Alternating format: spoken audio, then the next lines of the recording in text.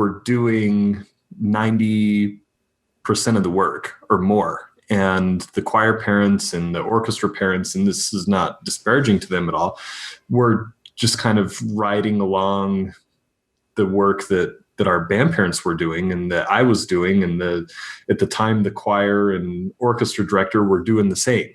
And so after a year or two of that, we needed to separate from those two groups and have our own band parent organization. You are listening to the Music Ed Mentor Podcast, where we teach music educators how to build, manage, and grow thriving school music programs and have long and happy careers. Thank you for joining me today. I am your host, Elisa Jansen. You can follow my blog at professionalmusiceducator.com or find me on Facebook at Professional Music Educator with Elisa Jansen. The goal of this episode is to help those of you without booster groups who might be thinking of starting one to know where to go and how to get started. And for those of you with a booster group, to help you manage them better. I mean, first of all, why would you want a booster group, right? Why might you want to make changes to the one you already have? With all the work it takes to get one started and to manage it successfully, isn't it just easier to skip it and do it ourselves? I mean, if we want it done right?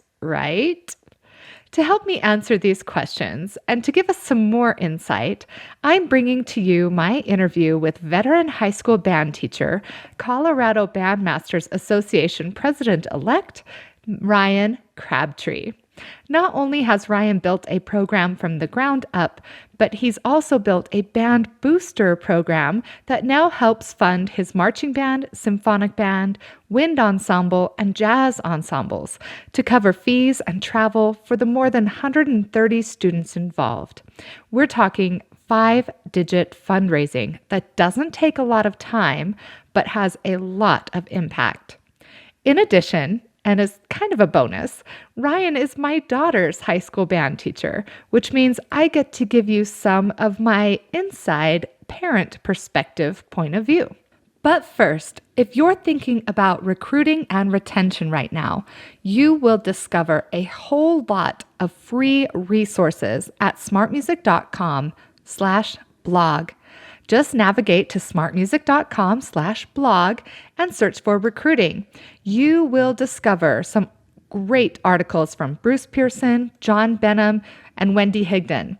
And of course, the Band Director's Guide to Student Retention, which is a collaboration from several music educators, myself included. It's a totally free ebook ready for you to download right now and put into practice in your program. Now, without further ado, here is my chat with Ryan. Sure. Yeah. My name is Ryan Crabtree, and I teach at Fruita Monument High School. And this is my 12th year teaching out here, and my wife teaches out at Fruita, and this is a wonderful community to be in. It's beautiful Western Colorado, and there's no place I'd rather be. And you've kind of built that program up, haven't you?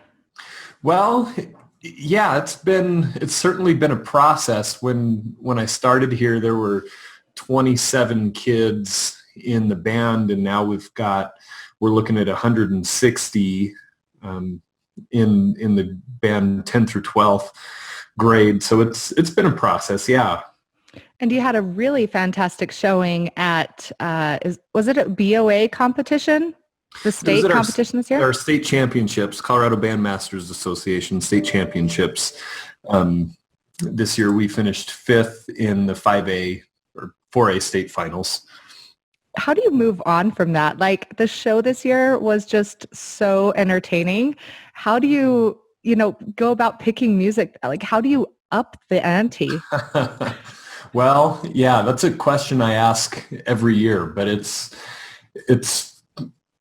fun. If I don't find music that entertains me and that's going to entertain kids, then I know that I'm not doing the right thing. So it's just a process to keep looking out there and keep finding people that are smarter than me, and surround yourself with those people, and then get them to help. So Well, it's about that's finding those people. That's awesome. And that kind of, dovetails in with what we're talking about today, which for all of our listeners, Ryan is the band teacher at the high school where my daughter goes, and she plays sousaphone in the marching band. And next year, I'm not sure how you're going to decide what she's going to play, because she's determined to play every instrument in the band, or at least all the low brass. Anyway, so I thought it would be brilliant to have Ryan on to talk about booster groups, because I have, actively participating in the parent group at his school. So, and talk me through what you started with when you took on Fruita Monument High School. And I know you had to kind of create your own booster situation. Can you just tell us how you went about doing that? Yeah. Or maybe why you had to do that? Sure. When I started at Fruita Monument, it was a really unique situation where the parent organization was actually combined. It was a combined organization of band, orchestra, and choir parents. And they did have their own 501c3, so they were already set up as a nonprofit, and they were holding monthly meetings, and it was a fairly active group. They weren't making a lot of money, which was fine for what the program was doing at the time. But what I found was the band parents were doing 90% of the work or more. And the choir parents and the orchestra parents, and this is not disparaging to them at all, were just kind of riding along the work that our band parents were doing and that I was doing. And at the time, the choir and orchestra director were doing the same. And so after a year or two of that, we needed to separate from those two groups and have our own band parent organization that was just going to benefit the band students. And so we separated out and went through the process of that, and now have a very vibrant band parent organization that serves the band kids, and it works very well for them. And through that starting point, when we started with the band, orchestra, and choir kids and parents in that organization, we've actually kept a tradition where we still do one or two combined fundraisers with band, orchestra, choir through the whole year. So we are serving the entire music department. What did you have to do? Like, how did you approach that conversation with the combined band parent group or the combined music parent group to say, I need to break this off? And did you have to talk to your administration about that? Like, how did you get the right permissions and people on board to be able to split off and do your own thing? Mm-hmm. Well, at the time, the president of the organization was a band parent, and they were seeing the writing on the wall that we needed to move in that direction, that the band program was going to have more needs than the choir and the orchestra. So they were seeing the writing on the wall. So it was a pretty easy conversation with the band parents on the board at that time. And we met, casually, and I think it was probably individually. That was, 10 years ago, I think. So the details are sketchy, but I think, I sat down with them and said, this is my vision. This is what I'm thinking we need to do. And they said, we agree completely. And what do we need to do from that? And then I set them out on the mission of what they needed to do legally for changing bylaws with the state and the feds to make sure we were in good standing there. And then I took care of the conversation with the orchestra and choir directors on what that was going to look like. And it worked out pretty well, because at the time, those two directors felt like going to those meetings and having to do the work was a burden for them. So the stars just kind of aligned. But, being honest and upfront with all of the people involved was critical, and not that we were trying to do anything shady or behind anybody's back, made the entire process a lot more, a lot easier for everybody involved. But to go back to that, we didn't have to talk to the administration. We didn't need to get any clearance from them. As long as that organization is lawful and in good standing, then the administration is happy. Well, I think you're pretty lucky in that particular part of your job that you do have a really supportive administration. So for those listeners who aren't aware, a 501c3 is like a federal stamp of approval for a nonprofit that you are going to be engaging in. Not, your idea is to have a mission that you're funding rather than like a business or a product. You're not just trying to make money for any reason of making money. You're trying to fulfill a mission. So that's why you need to go through the steps, which when I did it a few years ago was actually about the same time as a government shutdown. So it took us like 7 months to get the 501c3 status. But when you did it, Ryan, it was pretty quick. Yeah, it seemed like it took us, well, it was already established when I was there, but changing the paperwork and the bylaws to be just band parent specific took us, I want to say 2 or 3 months. But I put a band parent on that and said, this is what we'd like to do. And then following the guidelines set forth by the feds and the state through that's the lengthy process, and that you have to go through their step-by-steps and changing the bylaws. And then there's the votes and, having your general meetings. So as long as all of that's timely within your organization, then it's okay. But waiting on the feds can be a process. Yeah. But it's nice because once you have that status, then when people donate to the band program, they can use that as a tax write-off.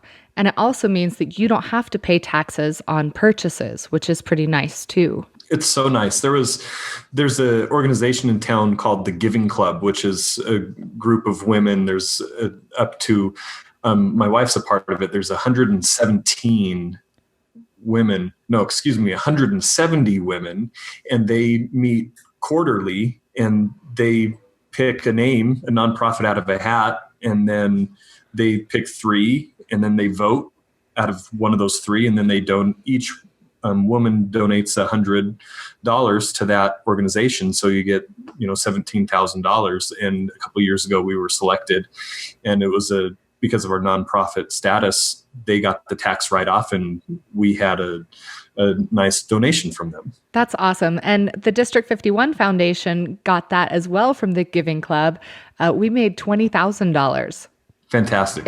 It was just so awesome, which of course we then turned around and put back into the schools in the form of classroom technology, which was the big thing at that time. So yeah, if you can find those Giving Clubs, wow. I actually just wrote up a blog post like 4 months ago for the Band Directors Talk Shop website. Have you seen that website? I have, yeah. So I actually wrote one up about like the easiest ways to get money and Giving Clubs, dude. How easy was that? It's so cool. I just love those organizations, that it's so easy for those people that want to give, and then it's so easy for the organizations to have that received. They're awesome. That's awesome that your wife's a part of it too. I bet she got to kind of needle people about giving to the band, huh? Yeah, it was great. Cool. So you get support from your school, you file the appropriate paperwork, you schedule out some meetings, you get parents involved, obviously. So what's next? How often does your parent group meet, and how often do you have to go and micromanage them? Our group meets once a month, and that's including in the summers. And, each organization is different. I talk to directors all the time where they may meet twice a month, and, it all depends on the size and scope of your program, and what your needs are. There's times where we're coming up on bigger fundraisers where we may need to meet more often just to get our ducks in a row for that. When we're coming up on state championships or big trips, when we're taking our big tours every 3 years, and we need to make sure that we're getting details ironed out. We'll meet a little more often than once a month.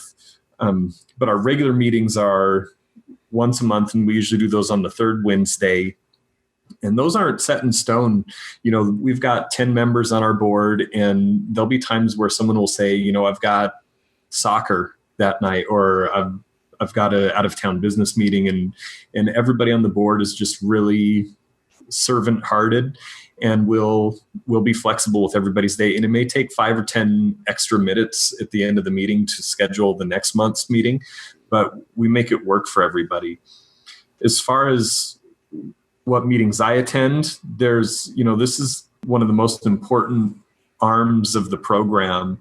And it's critical as the director and the captain of the ship that I'm there. And whether your organization is set up to whether you're a voting member or not, it's critical that you know what's going on in that organization and have input. So I'm there at every meeting, and we have a great time. And there's a lot of personal relationships that are built through that organization, and we work hard for kids all year long. And then we do celebrate at the end of the year. It's important that we have a celebration, and we usually go to somebody's house and have a big barbecue and reflect back on all the great things that the band parent organization has done for kids throughout the year.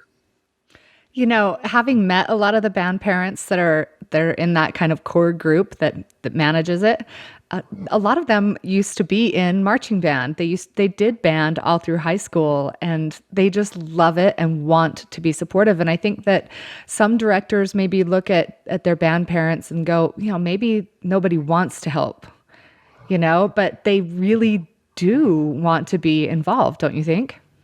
I think you're right. And it's a scary thing, I think, for some directors, especially younger or new directors, that they're afraid of their band parents, that they may take over, or they may, show their insecurities with that. But parents just want to help. They want to be involved. They want to serve. They want to please you. They want to please the kids. They want to be there for you. And all you have to do is ask them. So what kind of things does your booster group manage throughout the year? I know fundraising, but how often are they fundraising? And then what other kinds of things do they do to support the band? That's a really good question. They are working on fundraising all year long.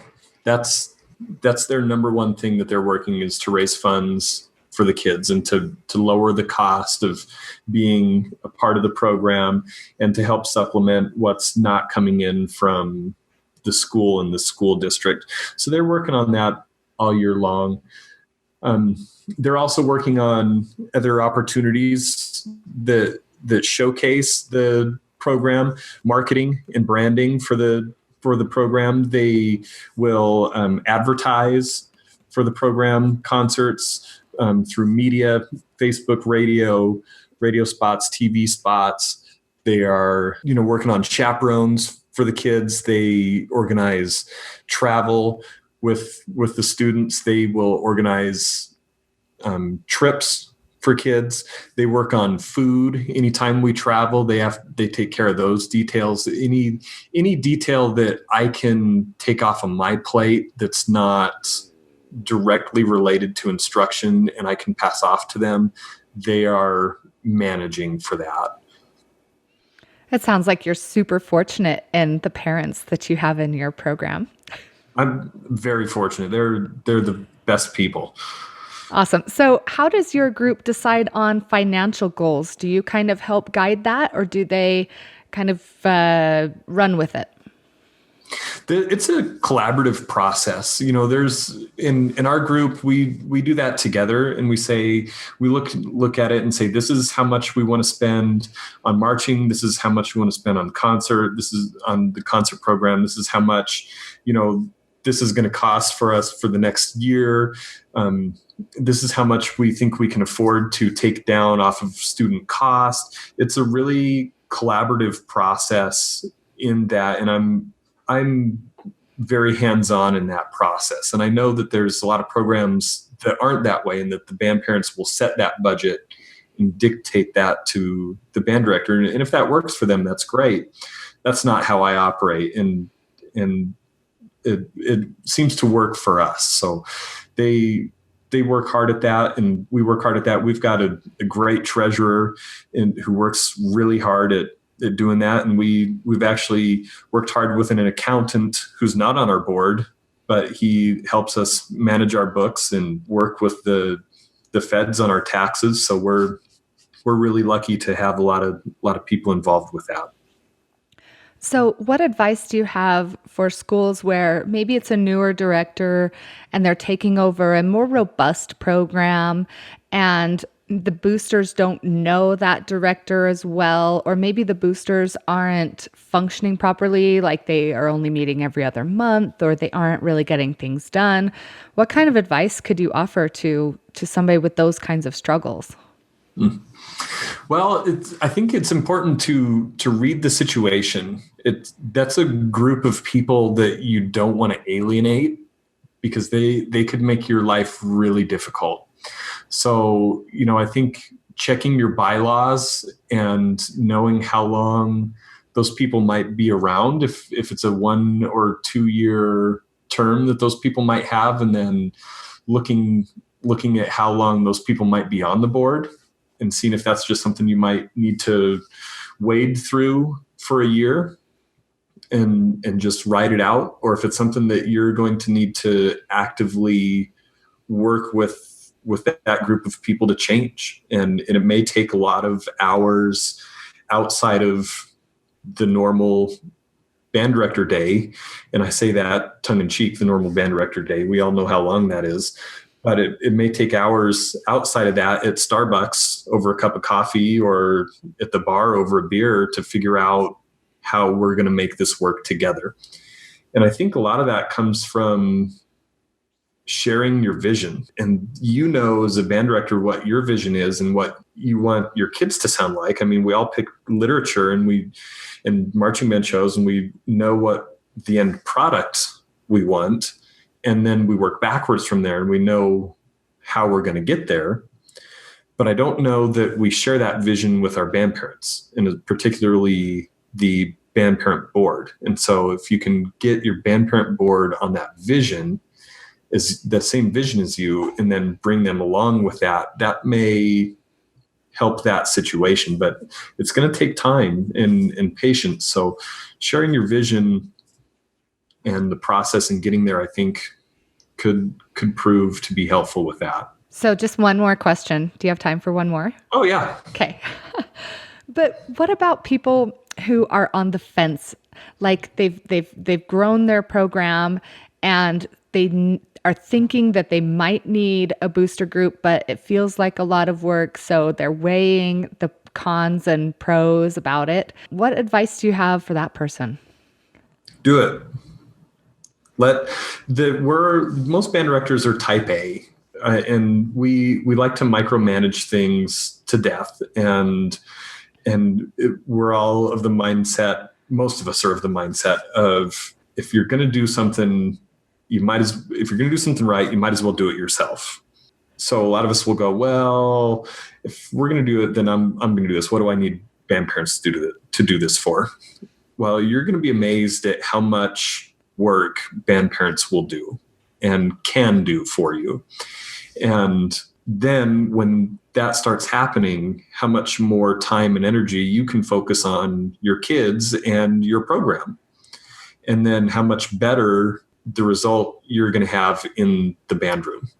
And it's going to make your life easier in the end, which is going to make your kids happier in the end, which is going to make your band parents happier in the end. So it's really cyclical in that. So it's important that you do that. And parents want to be involved. That's the bottom line. They do. They may not act like it, but they do. And then band means together. And that doesn't mean just kids. That means the families, that means the community, that means the school. So why not get everybody involved? I love that. Such awesome advice, Ryan. Thanks. Hey, I need to get you on to talk about student leadership next time. Ooh, fun. Because you have a totally strong student leadership program too. Thanks. Yeah. We're pretty lucky with our student leaders here. They work hard. I can't thank Ryan Crabtree enough for spending a few minutes chatting with me about booster groups. I know it was kind of one of our shorter interviews, short and sweet, but also direct and to the point for you as well. Now, if you're serious about starting a booster program at your school, I have just the thing for you. I've done all the research, pulled all my best resources from other experienced music educators that I've collected over my last 20 years in music education. I've combined it with my own experience working in nonprofits and getting 501c3 status. And I have created for you a free ebook that's available right now for you immediately, and it's completely updated. You'll find a link to it in the show notes for this episode, which you can also find on the smartmusic.com blog or on my website, professionalmusiceducator.com/podcast. I can't wait for you to steal all the best tips and tricks and instructions for building your own successful booster program faster and easier than you ever thought you could. This is to be the definitive booster manual for music educators around the country. I even include some sample bylaws and membership forms and a link to an Excel file you can use to start your financial reporting. That's just how I roll for you. Now, one more final note. If you are looking for a great professional development opportunity this June and don't want to afford the travel expenses, registration is now open for the 2018 International Music Education Summit. Go to musicedsummit.org. That's musicedsummit.org. And if you are a collegiate member who is listening or a teacher of collegiate members, shoot me an email, contact@musicedsummit.org, because I've got a special bonus code for collegiate members who want to join the summit. Right now, registration is only $49, and that's for 3 days of live professional development, peer-reviewed sessions, and awesome presenters from all over the world. It's really an experience you can't have in any other way. I'm so pleased to be a part of it. Okay, until next time, keep doing all the amazing work that you do and keep teaching on.